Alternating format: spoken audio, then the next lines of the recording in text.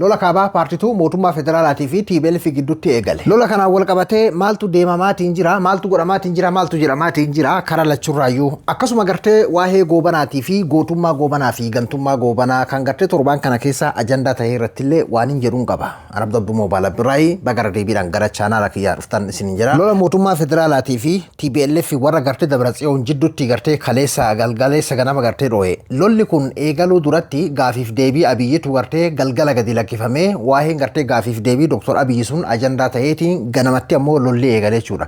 Waa'ee lolli kun eegaluu irratti aga ammaatitti gartee karaa mootummaatiin ifatti karaa miidiyaa mootummaatiin wanni jedhame jiraachuu baatullee torbaan kana keessa adeemsi gartee lola eegaluudhaaf fakkaatu wantoonni gartee adda addaa ololli deemamu hedduutu mul'achaatiin ture. Ifatti garuu aga ammaatitti iyyuu gartee karaa mootummaatiin wanni jedhame hin jiru. Karaa warra TPLFiitiin ammoo akkuma barame nuti gartee duguggaa nurratti labsame nu dhaqqaba uummanni Tigraay ammoo uf baraaruudhaaf biyya ofii baraaruudhaaf fi faashisti Abiyi Ahmed irraa uf hambisuudhaaf fi warri alaa warri biyya keessaa qindoomina gartee bakka jirtanii tigrummaa keessanii uf baraartan ka jedhu waywaannaa addunyaanis nu dhaqqabaa nu dhagaya ka jedhuudhaan eegalan jechuudha. Karaa biraatiin ammoo warri mootummaa ifatti dubbachuu baatullee warri mootummaa faasuu faarsee bulaan miidiyaa irratti jechuudha kalee fi gartee ar'an tana lolli eegaluu fi hinjifannoo gurguddaa. Inumayyuu lolli akkuma eegaleen waan xumurame jechuun akkuma waan guyyaa takkaan xumurame si fakkaata. Barbadaahee makaanaayizidii torba jedhamee kardee ka TPLF qabatte kaambiin isaanii barbadaahee jira akkasuma gartee hedduun isaanii harka kennatanii faca'anii mootummaan diroonii antarkaanfii irratti fudhatee barbadeessee jiraadha. Yoo gartee akkaataa itti kaleessa yeroo lolli kun eegalamu akkaataa itti faarsee bulaan tokko tokko itti himuu fi itti hafarsuu fi barbadeessine tarkaanfii fudhannee harkatti deeffannee adlaaltu lolli inumayyuu guyyaa takkatti waan xumurame fakkaata jechuudha. Har'aan tan ammoo karama gartee faarsee bulaatiin ximdoolleen keessa jira TPLF dirooniidha qabaa diroonii fayyadamee numaa dirooniidhaan akkas gartee sochii agarsiisaa jira dirooniidhaan raayyaa ittisa biyyaa irratti illee gartee tarkaanfii fudhachuu mul'ate kuni gartee ximdotu keessa jira Eertiraa keessa jira Suudaanii keessa jira akka jedhullee oofaati jiran jechuudha. Har'aan tana haa ta'uti ammoo asirratti waan isinii dhaamu lolli achi gahee as gahee ebalu barbadeesse ebalu daaraa godhee maal daaraa godhee miti. TPLF fi warri gartee mootummaa federaalaa wal haalolu malee jidduu kanatti qoraan ta'e kan boba'u ilmaan miskiinaa obboleeyyan kiyyaa fi keeti ilmaan haadha hiyyeessaati. Akkasuma gartee lola keessa faayidaan guddinni biyyaa hin jiru. Namayyuu akka gartee fakkeenyaa fi deeggarsa isaa qabateetiin kallattii tokko qabatee haa gulufu malee akka barbaadde jedhe akka feete jedhe feetu sitti haa dhaa'u feetu sitti haa mi'aawu. Lola keessaa wanni argamu cabnana kasaaraa kufaatii biyyattii qofa. Abbaa barbaade haa ta'u. Abbaa feete jaaladhu feetu sitti haa dhaa'u feetu sitti haa mi'aawu. Kanaafuu nuti gartee biyya teenyaaf yeroo hundaa'uu nagaa hawwina. Sanirraa kana fe'an akka nama dhuunfaatti akka abduuttan waan isinii dhaamu. Yeroo dharraa yeroo AI'ti yeroo burjaajii guddaa haga danda'ameen infoormeeshina dhugaa nama jibbiturraa dhageeffatu irra deebi'eetiin siif himan. Nama jibbitu nama kijibuu miti. Hayyoota waan dhugaa siif himan jiddu galeessa dhaabbatanii baan daallee jedhamu nama dhugaa dubbatu dhageeffadhu. Biraan kitaata yookiin atu waan dhugaa takka adda baafachuu yeroo har'aan tanaan jabaataa nama dhugaadhaan waan dhugaa infoormeeshina dhugaa siif himu hadhooytullee sanirraa dhageeffadhu. Faayidama keetti wanni ansiin jechaatiin jiru kun infoormeeshina dhugaa nama dhugaatti irraa dhageeffatuun argatuun ni jabaatti yeroo har'aa waan ta'eefidha. Sanirraa kanaaf ammoo gartee wanni kun anaa fi ati bakka biraa teennee firaashoo arra teennee ibiddatti gartee beenzila rabuun qabu. Wanni nuti beenzila goonee bobeessu deemnu sun ammoo ilmaan haadha hiyyeessaa obboleeyyanuma kiyyaa fi keeti jechuudha. Lolli kun kaan akka yaada kiyyaatitti ka gaafa duraa san caalallee hadhaawaadha. Lolli kun gartee akka gaafa duraa san bara gaafa duraa san TPLF fi mootummaa federaalaa qofa. Mootummaa federaalaa waliin Eertiraan akkasiin gartee TPLF kophaa isiitti gartee irratti xiyyeeffatanii akkasiin gartee lolamaatiin turte. Har'aan tana lolli kuni mee atummaan laali biyyi teenya yoo rabbiin teessise malee lolli kun yoo garuu gartee akkuma amma ka'e kanaa yoo qabbanaa hin beeknu maaliifi gara lachuu akka gaafa duraa sana hamilee hin qabu keessattuu amma karaa mootummaatiin hamilee o'aa akkasii faarsee bulamaa farsa malee hin agarre. Garuu Suudaan, Eertiraa duubaan ammoo jiddugala bahaa haga lixaatiitti akkasii gartee faanti isaa dheeraa jechuudha. Rabbi nurraa nagaa haa godhu malee osoo haalli kunuu hin taamin duratti barbaheraawin eegale biyya keenya. Ilmaan haadhamiyyeessaa gartee dirqamaan nama guuranii mallaqaan gurgurachuun eegale. As keessaan gartee fakkeenyaa fi hattuu fi saamtuu waa meeqa akka godhaatiin turte. Nama gartee butaniitiin gartee mallaqaan akka gurgurachaatiin turan haa dhaabbatti. Nama gartee butaniitiin mallaqa irratti gaafachaatiin kan turan. Gaafa lolli kun eegalee akkasiin gartee laaqaan kuni ibiddi lolaa kun bilbilee akkam akka ta'uu yoo gowwaa ta'uu baatte anaa fi ati illee tilmaamuun nama dhibu jechuudha. Haga ammaatitti olola afaaniitu irra bal'aadha lola kana caalaa haga ammaatitti jechuu kiyya hundaafiyyuu biyya keenyaaf nuti nagaa barbaana rabbiin nagaa haa buusu. Kabira ammoo waa'ee goobanaati dhiyeenya kana wanni kun waa'ee lola kaabaa kanaan illee wal qabata jecha gartee Abiyi Ahmed Mililk gartee Goobana malee Goobanaan gartee Mililk malee Itoophiyaa ammayyoo ittisan Mililk ijaaruu hin dandeenye. Kajedhu gaaffii deebii isaa keessatti dubbatee jira muummichi ministeeraa Dr. Abiyi Ahmed. Dr. Abiyi maaliif kana jedhe? Anam akka yaada kiyyaatti akka xiinxalaa abdootitti waa lama jedheen fudha. Tokko tarsiimoo isaanii keessa jira. Akkaataa gartee gaafa siidaa itti ijaaran yeroo jalqabaas dhufan Goobanaan gootaa Itoophiyaa tokkomsuudhaaf Itoophiyaa ijaaruudhaaf Itoophiyaan hammayyaa Mililk ijaarallee hin jiru beeki. Itoophiyaan hammayyaa Mililk ijaaruudhaaf godhe san keessatti Oromoon qooda guddaa argate. Warra isarratti gartee duulaatiin turetu seenessa sobaati kun seenaan dhugaadha ammoo Itoophiyaa hammayyeessuudhaaf warra qabsaatiin ture ka jedhaniiti amanu. Kalammata ammoo lolli kaabaa amman tana gartee ganama san eegaluudhaaf intarviin kun galgala san gadi lakkifame jechuudha. Sabboonummaa waggoota lameen sadiin dabre kana gartee ilma abbaa gadaa akkaataa itti waggoota lameen sadiin boodaa kana gartee deemamaatiin ture san gadi lakkisame zamachaa Mililk paartiitu Amaarri ni godhaasan. Amaarri amma Mililikii miti. Osoo fakkeenyaa fi Abiyyiin ammataan kiyya Mililikii waaqayyootu na ergee fakkeenyaa fi wangeela kee maali matsaaf qudduusii keessa jira jedhee amanaami warri akkasirratti fakkaata. Ani Mililikii jedhee amma Abiyyi osoo inni fakkeenyaaf as bahe amma warri Amaaraa gana ni amana jettanii yaaddanii warra badhaadhinaa. Inni amma Mililk jedhus inni an Goobanaa jedhus Goobanaa dhiisii waan Mililikii miti anummaanuu Mililikii jedhee osoo amma kal'oo isaa san uffatee Abiyyi as baheellee warri Amaaraa akka gaafa duraa zammatii wayyaaneen irraa balleessii ka gartee sirna abbootii kiyyaa naa ijaaru naa dhufee Abiyyi gartee nuguseedha muuseedha ka jedhee akka gaafa duraa sanitti jala deema jedheetiin hin yaadu sabboonummaa gara booda kanarra ijaaranii Oromoo gartee uf jalatti hahawwatan gartee ka booda kana uf jala diiguu taate malee sabboonummaa sobaa ka gartee Goobanaa kana uf jala diiguu taate malee warri Amaaraa ganaa deebee Abiyyiin goota koo naa zammati jedheetiin isaanii waliin amma ximdoo ijaaratanii jiran isaan fakkeenyaaf warra kaabaa jechuudha warri Amaaraa warri Tigree warri Suudaanii maali kunneen ximdoo ijaaratanii jiran. Amma ximdoon zamachaan Mililk amma gamasi. Zamachaan Aluula Abbaa Naggaatii fi zamachaan Mililk gamas irraa hinatti fakkaata. Hundaafiyyuu anamma akka abduutitti Dr. Abiyyi isa kana fayyadamuudhaaf jedheetii yaada.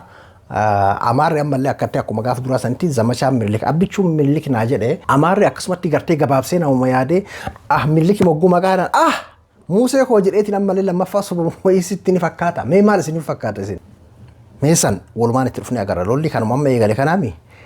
Amaarri ni godhaa fi hin godhu waan tokko beektaati fakkeenyaaf sobdee waan tokko dubbattee fakkeessitee namni hunduu yeroo soba san argee fakkeessaa san argee jedhe yeroo maatii dhugaadhaan waanuma sirriidhaatti gartee dhugumaan dubbatteeyyuu sobuma san jetteetiin akkuma namichi tiisituun gartee re'eedha yeeyyiin re'eedha jalaa nyaatteedha yeroo hedduu boo'ee nama gartee fiigee dhaqee soba ta'ee fiigee dhaqee gaafa dhugaan harka nyaatteellee yeroo inni soba jedhanii raafan jedhamu akka gartee oduu durii sanitti jechuudha akkasuma ta'a jedheetiin yaada.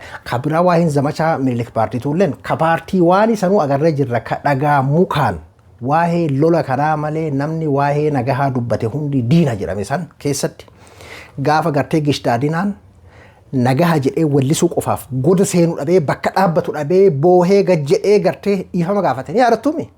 Yeroo san keessa iyyuu dabarre amman tana ammoo isaaniyyuu wal sodaataa wal shakkaa sagalee qaqqabatanii akkasitti ka deemaa jiran lola kanarratti jechuudha. Gaafa saniyyuu nagaa irratti dhaabbate boodarra warri zamachaa jedhee fi zarraf jedhee fi baloo jedhe hundi itti qaanfate. Kunilleen booddee gara sumatti deema yoo achumaasitti gartee biyya nu balleessuu baate ka waaqni nagaa haa buusu waaqni Itoophiyaa ka baanaan kan immoo gujarri jettu sun ka nagaa haa buusu waan itti aanu ammoo walumaan ilaalla.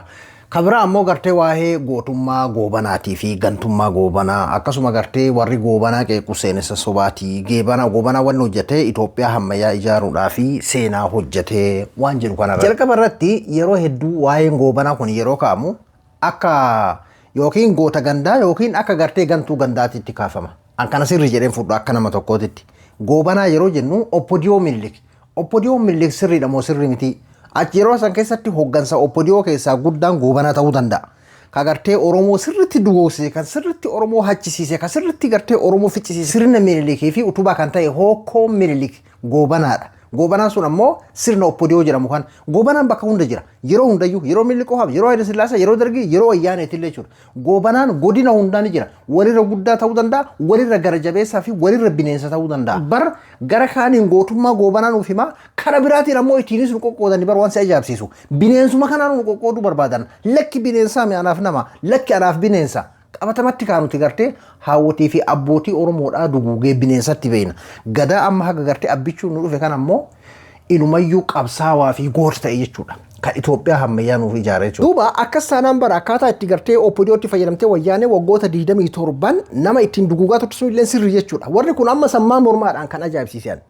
Amma Itoophiyaa hammayyootee Mililk ijaaree Itoophiyaa hammayyootee miti saamichaa fi saamuudhaa fi ajjeesuudhaa fi akka an jedhutti na jala bulii nagabbariidhaan gartee Mililk kan inni fixe akkanaan bira seenaa kan namni hunduu dubbisa jedhee namicha saamichaa fi akkasuma gartee nagasa nagastii ta'a jechuun akka gartee namni tokkollee namni gartee guutuun nagabbaru saniin godha jedheetiin jumlaadhaan akkasiin nama duguugesantu har'an tana nama afaan Oromootiin dubbatuun gootaa jegnaa Mililk baruu fi faannoo warraa kana sitti abaaranii beeki warri har'a goobanaa faarsu kuni faannoo har'aa kana sitti abaaran faannoo har'aan kun ilmaan Mililk jedhameeti beeki jechuun amma tana fakkeenyaaf bara akkatti nuyi kana akkatti gowwaa nu godhan hayyee faannoo san jibbinee fudhanne maaliif gartee madaa dabree nutti qoqqotanii madaa dabree nutti kaasanii dhaloota har'aa akka silaa nagaa walii jiraatu qabu maaliif gartee hayyee nu jibbisiisamee fakkeenyaaf amma tana bara amma bara warra akka gartee amma Dr. Biraanuu Leenjisoo tokko faan agarra inumayyuu ani waggaa 10 olii nan qorachaa jira. Gantummaa fi gartee miidhamaa goobanaan geessisee yuun agarree jedhee bara. Ani yeroo tokko ammoo yeroo gartee warra badhaadhinaa kanarraan gadi dhufu homaanan ajaa'ibsiisu. Maaliifii waa'ee kanaatiin wal qabatee wannummaan hin godhamin mee maaltu jira wannummaan hin jedhamin maaltu jira. I think Haacaaluunis fakkeenyaaf yeroo inni harree yaabbatee dhufe maal jedhe waanuma kanaadha kan isa nyaachisiise jedhetti yaadama. Artistii gartee isa duratti eenyu galaan. Waa'ee makanaatiin kan inni sirbu waa'ee sirna dabree kan leekootaa fi nugusoota kana.